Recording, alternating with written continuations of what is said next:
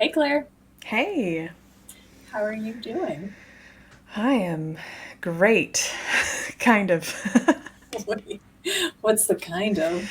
I was supposed to move classrooms, and then I was told that I'm not moving classrooms, but I'd already packed up everything, so I'm kind of in that stress mode of my classroom is a disaster, but it's okay. Okay, It always so works out. so what happened was you were told you had like this beautiful classroom right set up last year, Yes. and then they were like you're switching classrooms, so you packed the whole thing up at the beginning of the summer, Yes. and then you got an email or someone called you and was like, never mind. Right. And We're they also supposed dangled that you were gonna have a lab, right, in this like beautiful.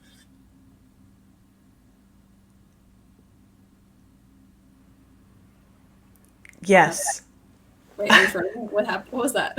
Yeah, you froze, Oh, but you're back. okay. Okay. Change my settings. Low definition. Okay, I'll start it over. Um, okay, so what happened was you packed your classroom up because you were told you're moving to a new room. You were going to have lab, like access to computers. So you packed everything up, and then they said, never mind, you're back in your same classroom. So now you got to like Yes. re unpack. Exactly. So I have a tiny portable that I'm in, and I was in it for 3 years, and then I was told there's this new building that our school purchased. I was going to have 4 rooms, like giant rooms. I didn't know that. Yes, oh man, I had plans. It was all planned out in my head. And so Hmm. now in my brain, I'm like, I have to cram all the stuff that I planned into my tiny room, and I don't have anything done because I packed up all the stuff I have. But it's okay. Oh, We're teachers, we adapt. that's right.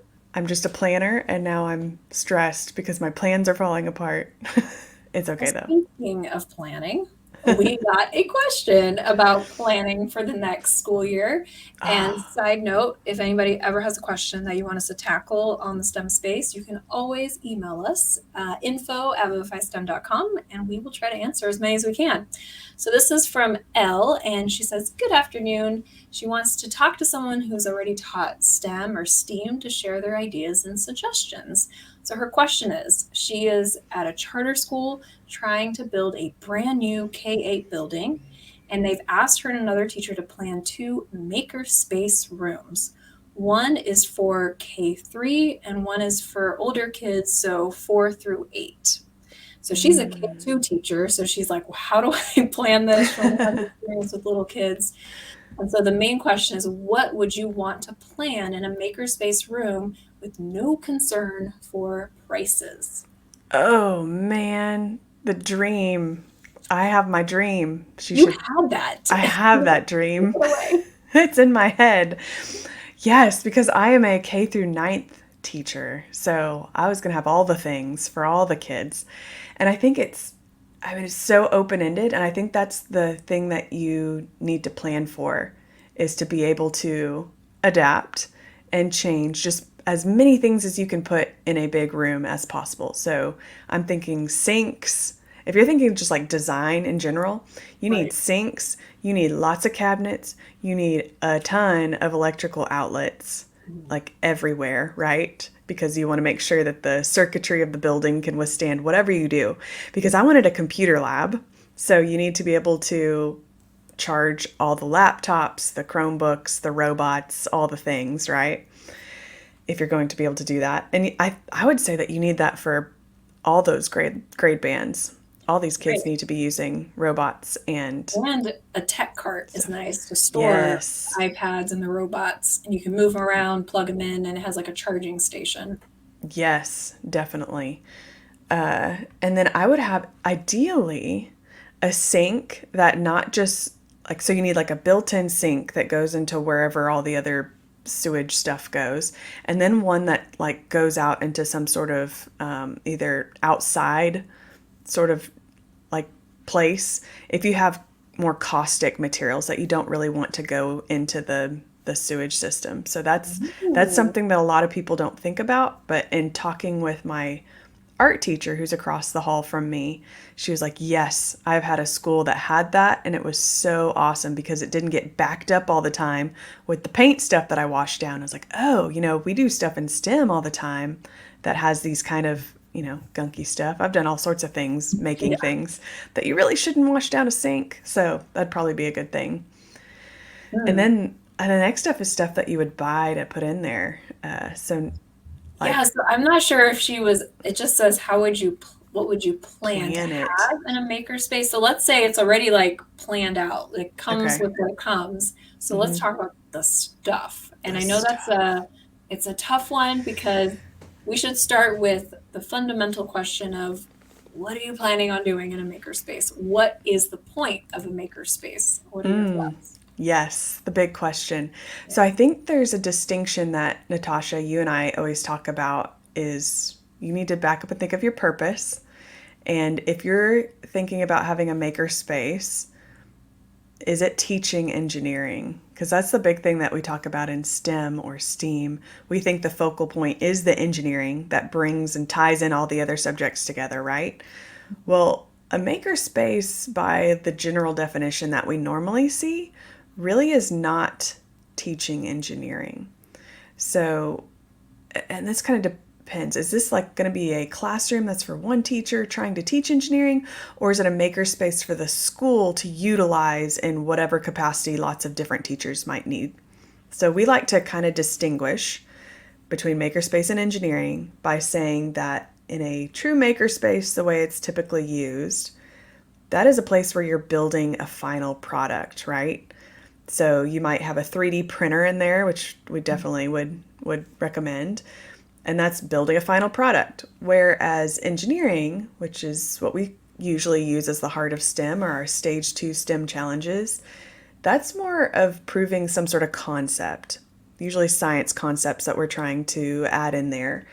And you're using all these tools that are in your space, which you might call a makerspace, but really you're using these tools to test prototypes in your engineering design.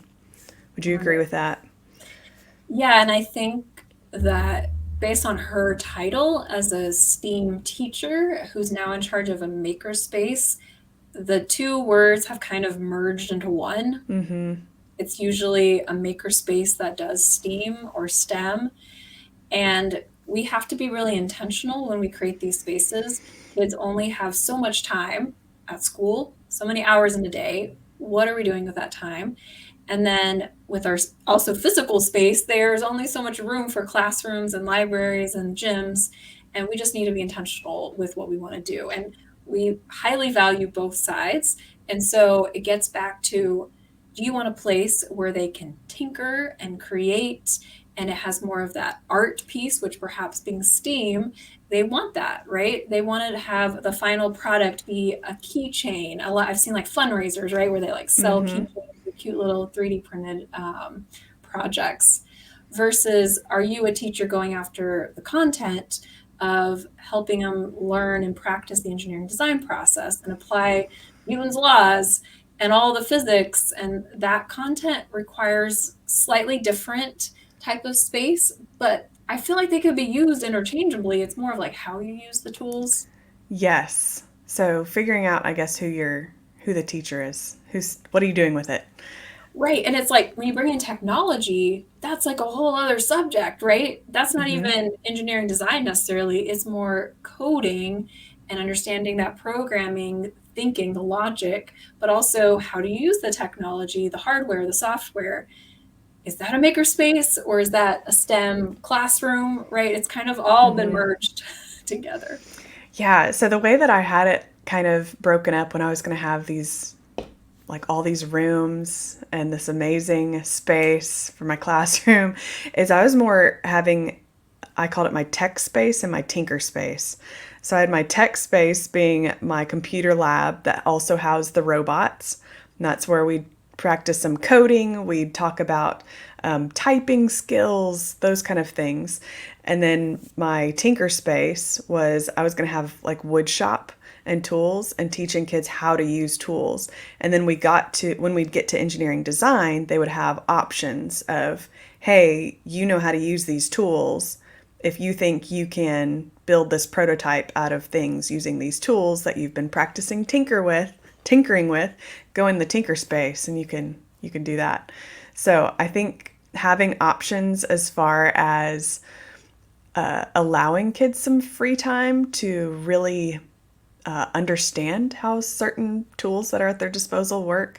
Even building with cardboard or using different cutting tools, I think is important for them to learn those techniques and skills, but also some more structured design, I guess. And there's Right. lots of tools with that. So we could make a list of some products that we would recommend to have for teaching science concepts. We always talk about Pitsco rocket launchers. Those, I think, are probably one of our top 10. But there's other tools that I would also recommend if you're just trying to get kids to learn how to make things with their hands. Right. So, and those we've talked about some before, like different types of cutting tools, like the canary cutters or different cardboard cutting tools that are Yeah, awesome. and that's a good point because in my class, when I'm teaching teachers, right, pre-service teachers, it's very much through science and engineering, and I don't really use a lot of stuff. Like Mm. everything I use is like melt an ice cube or magnifying glasses or like really simple supplies Mm-hmm. that don't take up a lot of space. They will build something and then they'll discard it, right? We don't keep a lot of stuff versus a lot of districts do a makerspace because they want that wow factor. Mm-hmm. They want the cool stuff that's really flashy, that's very attractive to parents coming in. The kids, they want to, make the kids feel empowered that they're like 3D printing something or using robots, which I think is awesome. Just need to be clear on what your goals are for the space, in terms of like, are you really trying to support the academic side or more of this like elective space and trying to like wow people, if that Mm-hmm. makes sense. Yes. Because honestly, I started with 3D printers when I was running Space Club. In the first couple of years, we were so excited to get the flashy new 3D printers. I had them in every library that I was doing Space Club, and I wouldn't use it. Like it was actually harder to figure out a way to integrate it into my curriculum than to just not use it. Like I remember being up for a week straight during spring break printing these dang Mars rovers. So it was so much work to do every Oh. kid's little prototype. And there was no engineering involved. Like they just found these designs on Tinkercad, made a few tweaks, added their name, and then they're like 3D printing. But it's not like they're staring at it for 3 hours, like they're not that Mm-hmm. involved in the process. And I ended up just like, that's not useful to me because I'm trying to teach engineering design. And it was really Mm-hmm. hard for a middle school kid to be part of the design process through a 3D printer. Yeah, I think that's one of the things I'm planning on tackling this year because we have a 3D printer and I really want to utilize it more. We've only used it by printing things that we've already discovered the design of, right? Right. But I did have one student who, by himself, did all the tutorials of Tinkercad, and we did Invention Convention, and he made his prototype from the 3D printer, and it was a mess. Like it took so much time and effort to talk about, well, you can't have things floating in the air because you can't 3D Yeah. print in the air. So that's why your golf club bag looks like a mess of spaghetti because it can't do that. So if you have the time and energy, it just takes so much effort. And it keeps So, breaking, and you're like yes. 4 hours into a print, and then it fails, and you have to restart it. I have a lot of Mm, painful memories, yes. like Yeah. printers So clogging, it and looks really great in the corner of your classroom when admin come by and be like, "Yep, there's a 3D printer." But if you had unlimited funds, buy yourself a 3D printer and stick it in that corner. But if you do not, I would not get one. and use it to show kids how what's on the computer can be Mm, printed. Like that's cool. And you yes. could do it as a prize, like the winner of some kind of STEM challenge Mm-hmm. gets to 3D print their favorite something, toy, whatever. So it's an incentive. I like using it that way versus you as a teacher having 100 plus kids and only 3D print all that. You're You might as well at crazy. this point just send it to someone. And there That's are companies out there. You're like, take these designs and print them and send me back what they yeah, made. that'd probably be cheaper too. Yeah, Yeah. but we're not answering her No, question. we're So not. Okay. So the other things I would put in a makerspace, and I'm thinking more towards the side of flashy, but also useful. And I would say I would spend effort on doing some sort of building wall or corner or area. So, like Lego wall and things like that. The zoo builders having a bunch of bins or I don't know, organizational spaces where kids can go and just build things that are not things that you throw away. So, right. Yeah, the non-consumable stuff that's not technology based is so important because you can buy the latest robot, iPads, Chromebooks, and then you're going to have to upkeep them. And you might have a ton of money this year, but in a few years, when those go outdated, you might run out of the resources to keep that. And the Wi Fi might not work, and the Bluetooth, and all of that. And so having physical things, and kids are on their phone all the time, right? Watching TV, on the computer, giving them a chance to just physically manipulate stuff is so yes, important because she's teaching K through 3. It is a makerspace for full range. So actually that's a good question. Claire, for little kids versus bigger kids, like would there be differences in the rooms? that is a great question. I've never been able to separate, so that's a hard one. I would say there are some the non-consumables that would be different between the rooms. I think the things get smaller the older the kids get, right? I Yeah. mean, the if you have kinders or even pre-K, Duplos, go with Duplos. But I have a 10-year-old daughter and a 1-year-old, and we have Duplos out, and my 10-year-old plays with them. So I don't know. It probably is okay. But let me tell you something that I just got for my classroom this year that I'm super excited about. And I think one of the most underrated toys are magnetiles. And what I got from my classroom this year is they have magnetiles that have Lego base plates on them. I don't know. So, Hmm. magnetiles are like the translucent, different colored magnetic squares and Usually like triangles. squares. Yeah. Yeah. So the squares, they have these squares that have like the bumps on it for Lego. So you can stack Legos on top of magnetiles. Oh. Genius. Huh. I'm so excited about those. So I think those could be used for any age. I really like magnetiles because you can use them for tower challenges from with like little kids too. And the way that they're translucent with the different colors, they're great for building along a window. Make sure you have windows if you're Ooh, able to wow. do that classroom right. And then you can manipulate colors. So you can show how if you put different colors, like stack them, how it changes the color. And then you could talk about light and things like that as you get older with the older Mhm. kids. So definitely need those in your makerspace. Yeah, and I think I agree with you that most of the stuff though isn't going to be too different. Like for example, if you do robotics, you can get like a Sphero or other similar robots that can go from They're good kinder for everything. to eighth Yes. grade, right?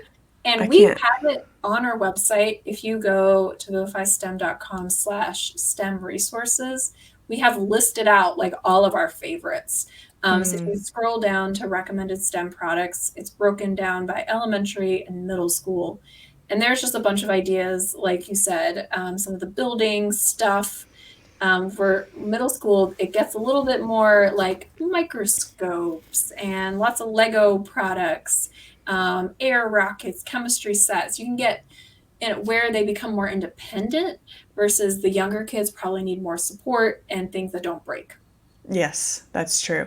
And I feel like with the older kids too, if you are truly teaching STEM and doing STEM activities, then you need more robust scientific instruments. That's probably not the same that you would use with younger kids. So I'm thinking like the what you said, microscopes, and also like a Bunsen burner, Mm, things like that. Science instruments that you would end up yeah, using, mostly for chemical, demos, but yeah, stuff to burn. yeah, burn things. All middle school kids love But that. yeah, I think everything else is useful for all grades. So I don't know. It'd be weird to have two different rooms for that. So one other thing that I would put in a room too, as I'm thinking about it, is green screen Mhm. as Are well as you doing it again? technology. Oh yeah, yeah. I have a curtain that splits my room in half, and it's green. It's the wrong color green, so I'm changing that this year because it didn't work as well. It was too dark. But green screen is really awesome. And I would start implementing more things for your students to be practicing presenting what they have learned. So we always do reflection pieces in the engineering design process, right? And have students talk about what they have learned and their reflections on the challenge. But I think having them do a podcast or recording themselves Mhm. or presenting in front of the school, so maybe even have a stage in your classroom so they really feel the pressure of getting to talk public speaking, but Yeah. having a school podcast where they participate in. So I know they make these like pop-up tent things that kids can go in and Mhm. record themselves. I think that would be really neat in a cool Good one. makerspace classroom. I like that. Yeah, another idea is depending on how you're using it, like if the libraries that I would work with would check out kits. So if this maker space Mm, is a shared space with teachers, if there's a place where you can like have kits organized where they can come like for a family night or a classroom activity, they can come take all your Zoobs or whatever mm. microscope kits. And then it becomes a place where you collaborate, not just for kids, but for teachers. And that's what I love about STEM makerspace type of environment is it's meant to bring together subjects. So this encourages your science teacher to be like, "Oh, you have microscopes," and it could be those USB ones. Like I've checked those out to science teachers, and Mm. I'm like, "We're doing this activity. Can we connect it to what you're learning?" And so maybe thinking of it in that way of how to bring in teachers. The other idea was having a space to display student work, Oh, yes. especially Yeah. bigger projects to store, but also like a display. That is a great idea. And speaking of a space with students, I what are your thoughts on designing like tables and chairs and desks or flexible seating in some sort of makerspace room? Because that this is probably one of the major questions that they're trying to figure out. Round tables, Okay. that's what I would do. And having lots of open space more than you think. Like, Mm, have the tables you need to seat the number of kids you plan on having, and if possible, save space for launching rockets or having floor space to do activities, to build. And it can be on the floor, they don't always have to be on tables. And maybe that's what you're saying with flex space. Like, half the kids could just be sitting on the floor on bean bags, or the other half on group tables. That would be pretty cool. yeah, that's a great idea.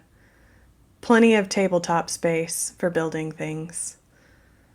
And we have the freedom in a makerspace that other teachers don't have, and you just got to take advantage of it, right? Like kids are not meant to be behind their little table for 8 hours a day doing worksheets and listening to lectures, right? They're meant to be Yes. this fun environment, especially kinder through fifth grade, like elementary years. And my little one's going to kindergarten. That's like the one thing I'm always thinking is like, is she just going to be sitting all day? Like, she's going to go crazy. Like at daycare, they run and play. They have or they have playtime inside. Then they go outside and play on the playground. Then they go back in and play. Right?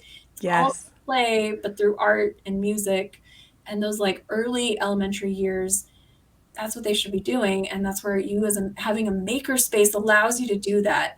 So yeah, we might have started with bring in the physics and bring in this, but like not too much for those little kids. Like just let them explore and do things that are tangible. And that's where I would limit not so much technology for the little kids. They'll get to Hmm. it. We don't need to be coding in kindergarten. No. We should be coding our friends how to dance, right? Right. Or code how to make a sandwich, but not like physical. I don't know. That's my take. Oh, you're absolutely right. Yep. They need to be tinkering and figuring out how they should experience physics, but not really be taught it. So Yeah, it's give them building that things. foundation, Yes. right, Hmm. of experience with the natural world, and the natural world is not in the computer. Nope, it's not. It's in mags. Oh, you should have a magnet wall with Ooh, the oh, what are those called? Tumble tracks? Is that what that is? The it's like a roller coaster for marbles, and oh you stick it on magnet. Yes, get those. So much fun. yeah, and the last thought, sorry, I'm like another thought. And also, yes. We have so many ideas. Part two. Um, Start with curriculum too. Like if you're really wanting to plan lessons, Mm, don't just like randomly buy things unless you have some kind of plan, a loose plan. But if you have a ton of stuff, but you don't know what to do with it, it's probably not going to work out as well as, hey, I have these great ideas, but I need to spend my budget on this, right? It'll kind of guide you with what the type of supplies you need because you might not realize how much stuff you need to do certain kinds of lessons. But bottom line, go with non consumables as much as you can so they can be used for years to come. Any final thoughts, yes. Claire? I just had a final really random thought of something I'm going to do in my classroom and I'm excited about it. I hope it's as exciting when I say it out loud. So I was thinking about my Lego wall, and what if I expanded it and made it so that I could, with the older kids, I can use it as like graphing. They can graph with Legos on a Lego wall because it's like it's a grid. Yeah. So they could plot points, like class points with their data from testing things. Yeah, Lego Ooh, wall. So many uses for yeah. older kids too. Yeah. You could definitely do that with magnets, but then you don't have like a grid. So A you're like grid. the Lego. If it's a Lego base plates, then Yeah. it's a grid. Yeah. Hmm. That's awesome. And you could do bar charts and Oh man. okay, Yes. you'll have to send some pictures of that. I'll work on that. I I need should more let my walls. college kids do that. They struggle with those bar plots. Okay. Right. Well, that's, yeah, one of the things I have to do this year because kids need to figure that out. Yeah. I agree. With Legos. Well, Elle, I hope that gives you our ramblings in there offered some useful advice. I think it's just a very broad question and just not knowing exactly what direction you want to take it. So I hope this gives you a little bit of guidance and something you can take back to your administrators and say, this is what we want. These are our ideas. I'm excited that they're allowing you and the other teacher ownership of the space and that you have say in what it'll look like. So we'll definitely come back to this topic because it's definitely a popular one. But for now, STEM Space out.